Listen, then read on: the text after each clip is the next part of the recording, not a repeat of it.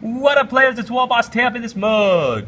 So this morning, Forge World just announced the pre-order of Lorgar, their next Primarch in their Primarch series, and it kind of motivated me to do a video on the Primarchs, Forge World sculpting and releasing Primarch models, and my thoughts on the future of this line.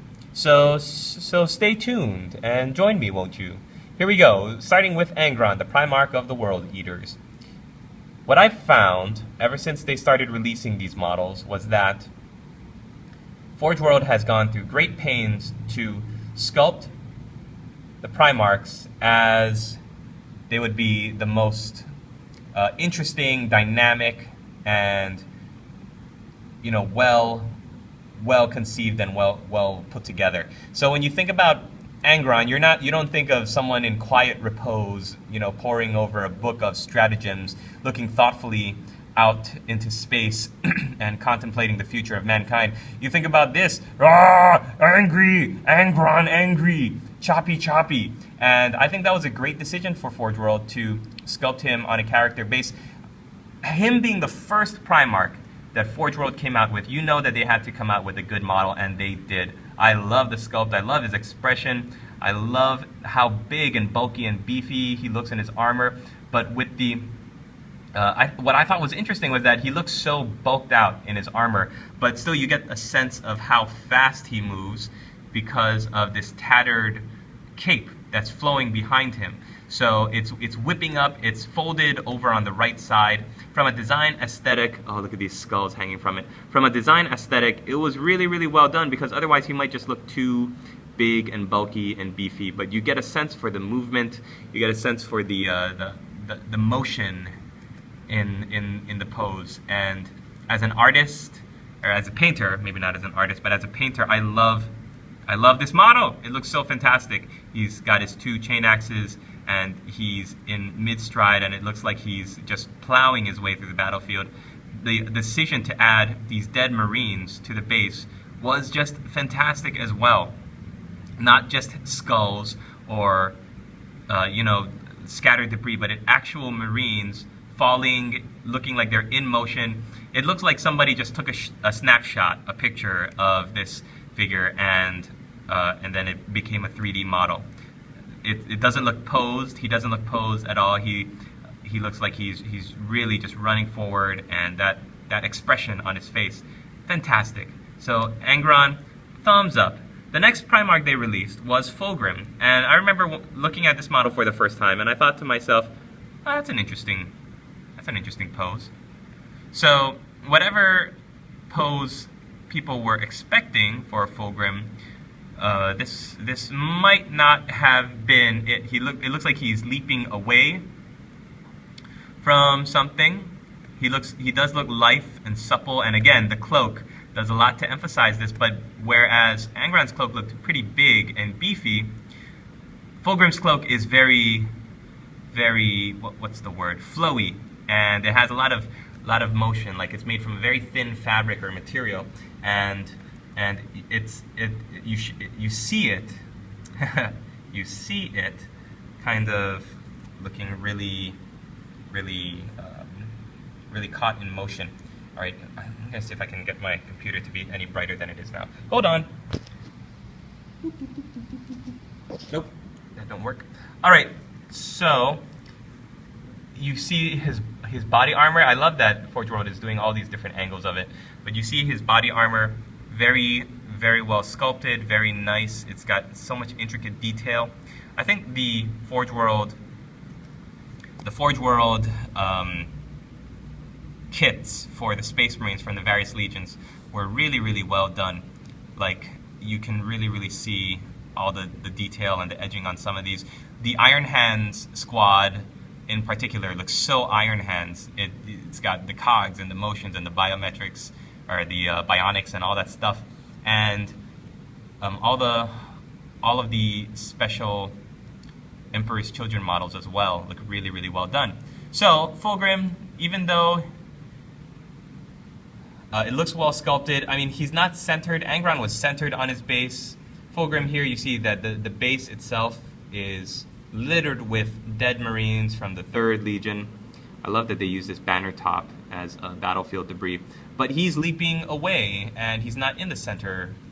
So it was an interesting decision to take, because he's leaping to the side. He's not leaping forward like Angron was, like most models are kind of centered on their base. So just an interesting decision. And nobody really knew why Forge World would have decided to do that until you saw their 3rd Primarch that they released, Ferrus Manus. Now, Ferrus is sculpted also on at the center of the base, and you've got great sense of motion from the chains and the wires that are through inertia and stuff moving like physics, right? Moving away from him. He's just packed with so much detail. But he is also, like I said, on the center of his base. And do they have? Yeah, here we go. When you put them together, by their powers combined, you've got a combination, a double, like a double Primarch, because they are supposed to be in the middle of a duel. So, whereas Fulgrim, nobody really understood why he was posed the way he was. When you look at the two of them combined together, you see, oh, okay, he's darting away from a hammer strike. So again, it's that idea of the Primarchs being in motion, in battle, not posing, and somebody just took a camera and snapped a snapshot of the two of them at a certain moment. So I read the book Fulgrim, and one thing us fluff purists out there will kind of be sad about is the fact that Ferrus Manus had sculpted this warhammer for Fulgrim. Fulgrim had sculpted a sword for Ferrus Manus, and when the two of them, when Fulgrim betrayed Ferrus Manus, and when he told him he was going to turn traitor, the two of them kind of switched, had each other's weapons, and were using them for the fight, I believe. Yeah, there was something about how Ferrus Manus didn't use his warhammer for the fight, how they had different weapons that they were fighting each other with. But except for that, I mean, fluff discrepancies aside, you've got such a beautifully sculpted model. The face, the hammer, yeah, look at that. It looks like a hammer he would have sculpted for his brother. It's big, it's thick, it's meaty, and it's got, but it's got the Imperial Eagle, the Aquila, which was representative of Fulgrim's Emperor's Children Legion. Got this amazing backpack with, I can see a plasma gun, I can see a little chainsword, I can see all sorts of stuff. He was so gifted, Flamer, here, with machinery and with creating things that it was just an amazing, amazing sculpt once it was put together. And when you see it painted, oh man, unbelievable. The different, it kind of reminds me of the Warsmith, the Chaos Warsmith that was released. The different kinds of, like, it looks so fiddly, but it looks so good when it's fully put together and painted. Final things to talk about this Ferrus Manus sculpt is that he's got the silver hands, which he is known for, the iron hands, how his hands are coated in living silver. And a great thing that I like is that his face was painted very well. It wasn't painted as if he was a sickly, malnourished, you know, away from the sunlight kind of sickly pallor. But you have a healthy complexion, which I think is fantastic compared to the modern iron hands, which all look pale and gaunt and gray-skinned and almost all robotics, because they're so into the fact that you know, the flesh is weak.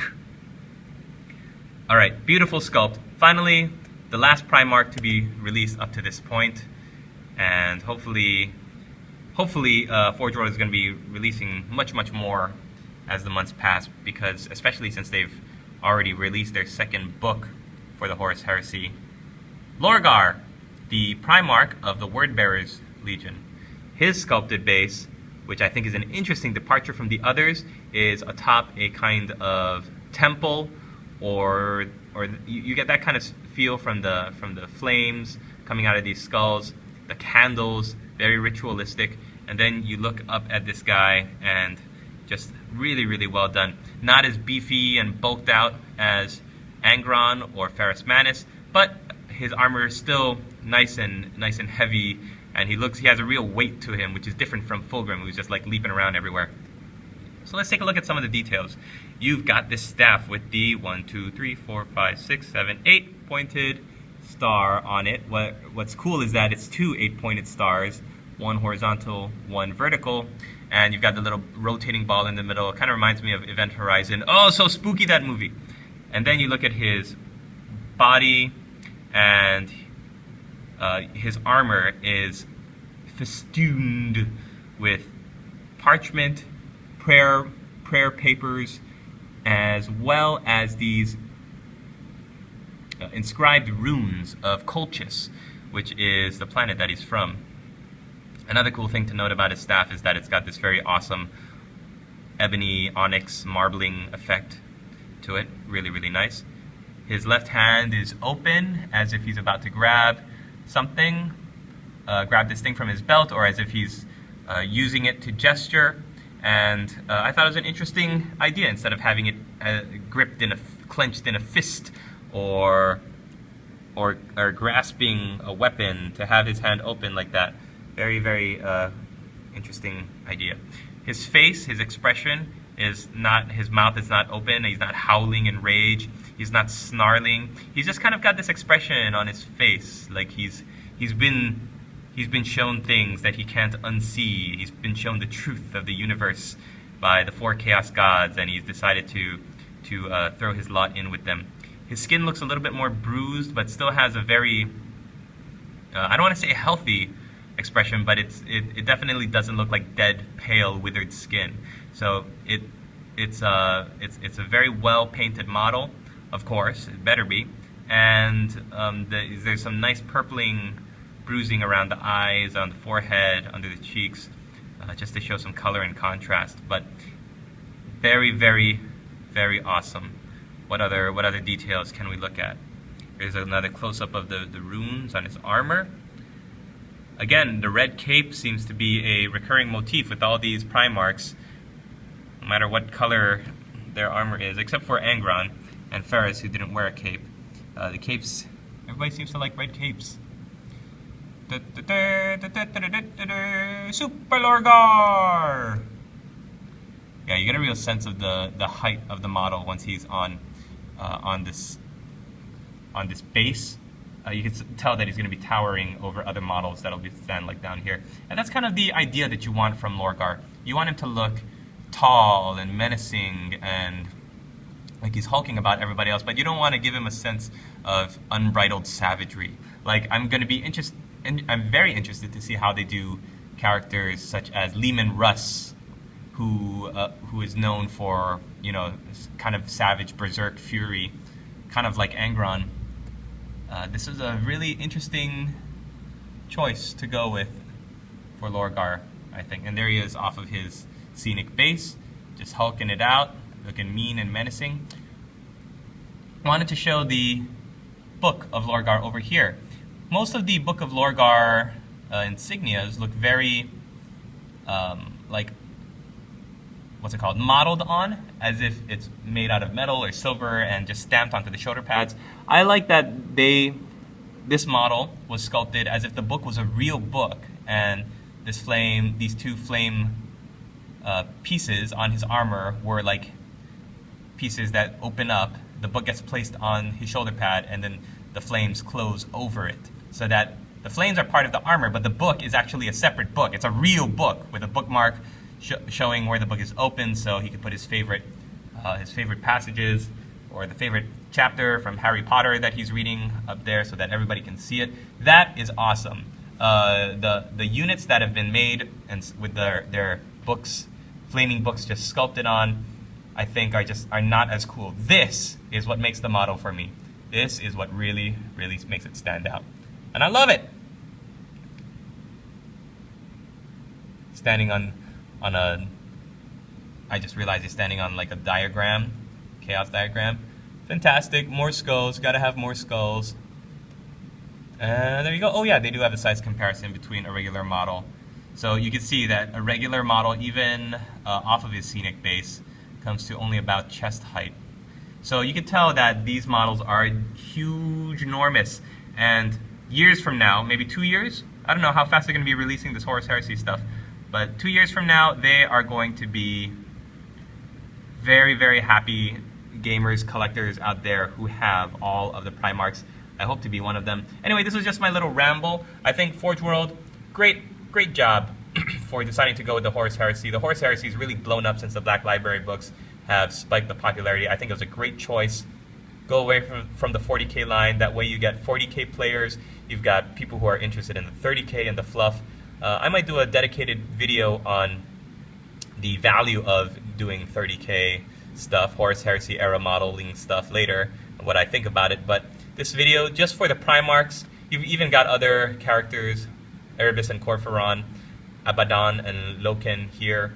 But I don't really want to talk about them in this one. I wanted to talk about the Primarchs. And yeah, just amazing, fantastic. I'm really, really happy. And we'll see you in the next video. Thanks for watching, everybody.